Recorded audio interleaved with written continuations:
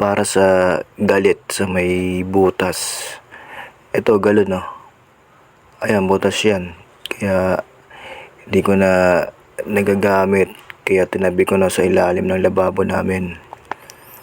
Ayan no. Teka. Di ba ikaw may butas? May butas ka rin, di ba? Oh. Di, paano yan?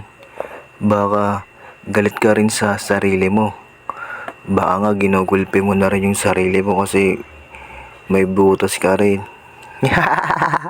At pati yung mga kakilala mo, lalo na yung mga kasama mo sa bahay. Tanga na, may butas rin yan. Check mo yung mga katawan nila. Pag may nakita kang butas, yung bugbugin mo agad.